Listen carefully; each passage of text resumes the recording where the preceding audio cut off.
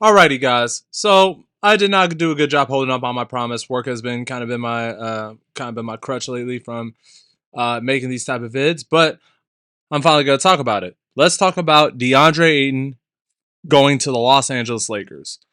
So obviously, everyone knows that this particular free agency was kind of weak when it came to centers, but it was pretty strong on really good role players. Obviously, I mentioned guys like Miles Turner, Nas Reed. I think it was in my Lakers video. Those two, Brooke Lopez, and then you have guys like Nikhil Alexander-Walker going to the Hawks, and then other moves I discussed in my previous offseason vid. I'm not going to get too much into it. D'Lo going to the Mavs. And then I started off with Drew and Porzingis getting traded from Boston, and then the Desmond Bain trade to the Orlando Magic. But here it is. DeAndre Ayton and the Lakers agreed to a 2-year deal. I'm reading this off of the New York Times right now. The LA Lakers have agreed to terms with center DeAndre Ayton on a free agency contract, pairing the former number one overall pick in 2018, Luka Doncic. And then this deal is for 2 years and $16.6 million with a player option for the second season.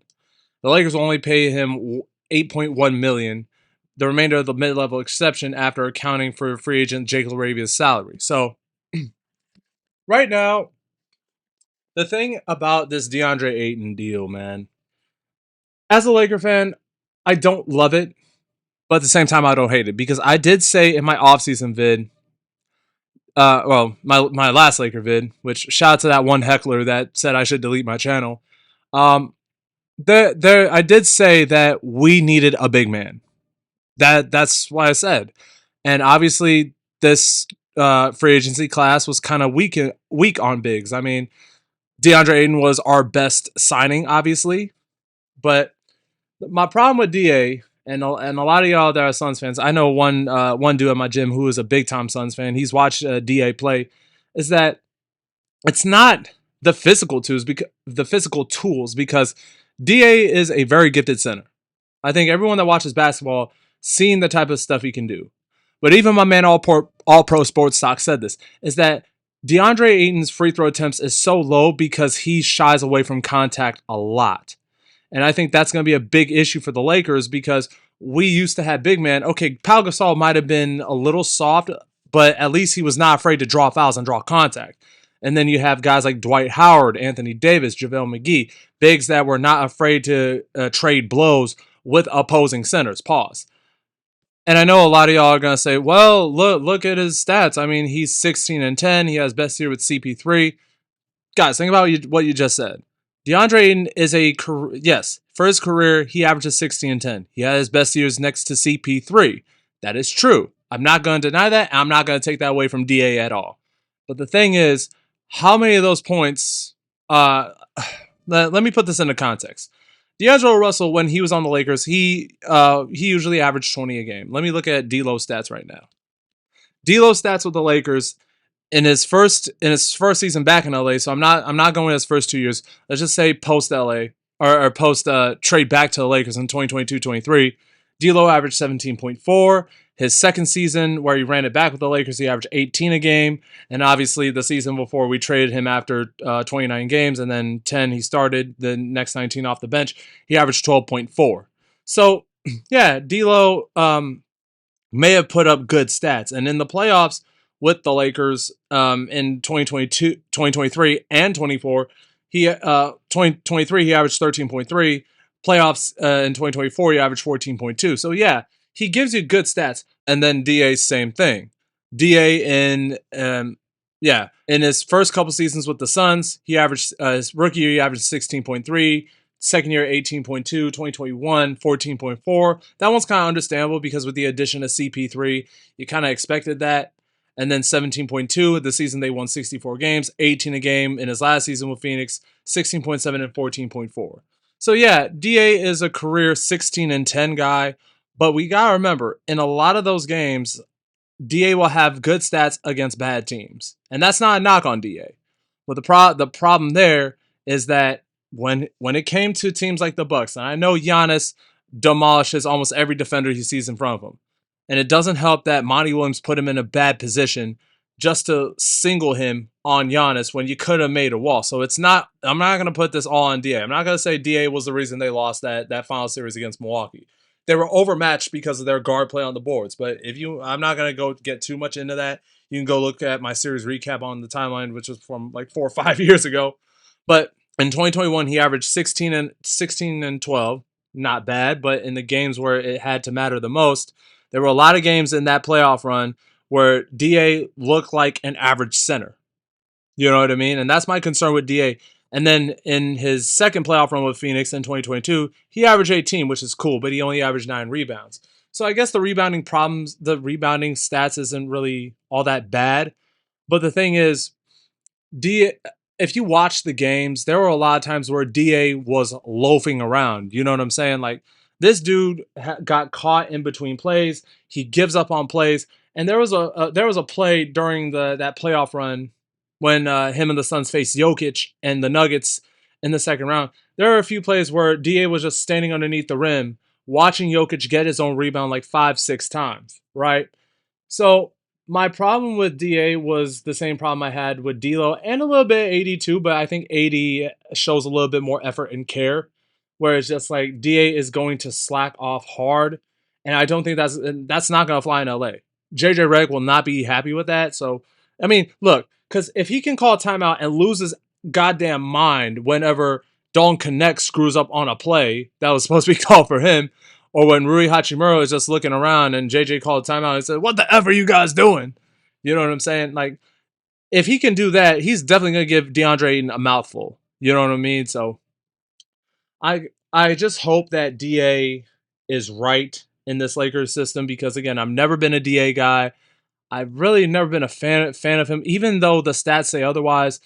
The guy has shown that he's soft as hell. Like, and I've been critical of Ayton throughout the years, and I'm not just saying it because he's on my team now, but I've always felt that way about Da. But the thing is, he's on my team, so I have to root for him, and I hope he does well, and I hope he exceeds with Luka and LeBron. And someone at my gym told me that he knows someone in the Lakers organization where he's going to be training with Luka. So hopefully that helps Da's love for the game of basketball again, because the thing, I think I alluded to this too, it's his attitude. It's never been about his play. It's just his attitude and everything that's right in between the ears, because there were times also where he's argued with Mikal Bridges at the free throw line. He's gotten into shouting matches with Monty Williams, and those guys do not get easily pissed off. You know what I'm saying? Like, Monty Williams, he can be pretty strict from what I hear, but he is a very calm, collective presence where he doesn't really need to yell at his players, but he could still show authority, which is why guys like Chris Paul and Devin Booker had a lot of respect for him, and Jay Crowder as well. KD had a lot of respect for Monty. At least from what I heard. Obviously, he had a total crap show with the Detroit Pistons, but that's a whole nother story. And then Mikal Bridges, Mikal's usually not one to get ticked off that much, but the guys were arguing at the free throw line, and Bradley Beal was sitting there clapping. So I just hope Da gets his mind right, because he knows none of that sucker-ish. I don't want to say like the actual word, because I'm trying to keep it clean, but I hope he pulls none of that sucker stuff here in LA, because if he does, it's going to reflect badly on him. And the thing too is that it will really have an everlasting effect. I think this season can have an everlasting effect on his career, both good and bad, if I'm being honest with you. And another thing too, y'all, is that here's my assessment about Da. Da, when he's right in the head and he's engaged, he is as good as Anthony Davis. He is as good as Kristaps Porzingis when Porzingis dropped 20 and 10.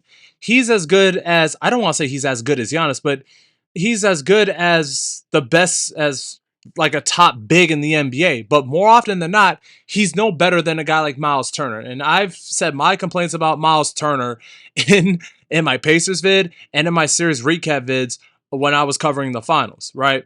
Dude, you are 6'11". How are you letting these little guys out rebound you? I mean, I will never forget the game in a closeout game where the Suns were down 3-2. the season was going to be over. The Bucks were on the verge of winning the championship. You guys suffered a heartbreaking loss in Phoenix, Arizona after leading by 17, and then, everything just collapsed. Drew strips Booker. Drew gives the lob to Giannis, and yada yada yada. That closeout game, Da gave me 12 and 6, while Jay Crowder out rebounded him by 7. Jay had 13 rebounds and 15 points. Like that is unforgivable in and of itself. Again, I'm not trying to say that, oh, screw DeAndre and he's gonna make the team bad. I'm not here to do that. And I'm not gonna say that he's gonna make the team bad. I'm just saying that if he wants to succeed in a Laker uniform, he cannot be soft. If he wants to be a good big man, he's gonna have to start embracing contact. And I understand he can be a lob threat at times, but the thing about him is that he cannot be a lob threat I'm not saying he cannot. He's not a natural lob threat like a Danny Gafford, like a Derek Lively. So if Da wants to be if Da wants to be successful as a Laker, he's gonna have to be an aggressive rim runner, and he cannot be shy from contact. Because one of the things that really drives me crazy about Ayton is his unwillingness to draw contact. I mean, the dude is averaging one, like, even my man All Pro Sports Talk said this. DA's free throw attempts are pretty low, which is why his free throw percentage is pretty high. Let me look at this dude's free throw attempts really quick. Yeah, DA is a career 2 free throw attempts per game. So the most free throws he's attempted in his career is 2.3 to 3 free throws, and that was in his last season with the Phoenix Suns in 2022-23. So DA is going to have to be an aggressive bruiser for this to work, right? Obviously, he's not going to get the ball like he did with Phoenix, because Chris Paul and Devin Booker were able to feed him the ball. KD even, they were able to feed him the ball. And DA made his money being a mid-range guy, being a floater guy. You know what I'm saying? Even some lob dunks, which he's capable of doing. But the thing is, that's not his primary game. And I feel like if things don't mesh well, he could be traded. And we definitely would welcome the idea of trading him if he doesn't pan out with the Lakers. And I think the thing is, too, like I said, this could make or break his career. Because everyone's looking at him like, yo, you had chances to prove yourself. Obviously, you're not the main guy. You were not the main guy on the Suns. You were not the main guy on the Blazers. But can you still be a reason, or can you still be a big that teams will look at and say, you know what, we can win with him as our starting center? I think this is the team to prove it. And again, I am not mad at this move. I'm not necessarily happy, but I'm not mad at it because we do have a big man. And I think against a team with centers like Rudy Gobert, obviously he had his 27 and 24 game against us in the playoffs, these past playoffs with the Minnesota T-Wolves, right? So if we can get something out of Ayton defensively and offensively, because obviously the offense is going to come from Luka LeBron Reeves. If we can get some of those plays, which he's capable of doing, then he will be fine and the Lakers will be fine. So that's all I wanted to cover about the DeAndre Ayton trade. Again, I don't hate it, but I don't love it either. I just have to see how it is in the middle of the season. And obviously, if things are not right and things ain't going well in LA, Luka and LeBron might be tired of his ass come week 3 of the season. And that is the worst case scenario. The worst case scenario, you feel me? So yeah, I just wanted to come on here real quick and just share a bit of those thoughts. Other offseason thoughts I never got to cover in my last video. Lonzo Ball to the Cavs is actually might be a fire fit because obviously Ty Jerome was probably going to get a high, his value was high because of what he did with the Cavaliers this past season. So I don't think it was possible for the Cavaliers to keep Ty, but they get a pretty solid replacement in Lonzo Ball. Now, the thing with Lonzo Ball is, can he stay healthy? Because Lonzo, since he came into the league, he's always dealt with lower extremity issues.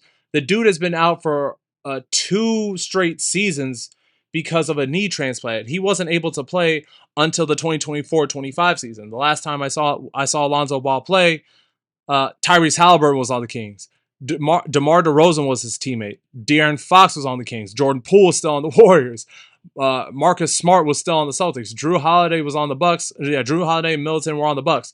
So Obviously, things are a lot different now, but I think if he can stay healthy, the Cavaliers bench unit, I think they got better. Obviously, he's not going to be a starting point guard. He just needs to spare minutes for Darius Garland and Donovan Mitchell. I think it also helps that Lonzo's a good defender. So when you need him down the stretch in a tight ball game where you just need to switch offense for defense, you can definitely take out Garland for Lonzo. You know what I'm saying? So I do like the move. Now, as far as if they can prove to me that they're legit contenders next year, that remains to be seen. So, again, I just wanted to come on here. More offseason vids coming soon, more gameplay vids coming soon. That's the end of this video. I'm X. Deuces.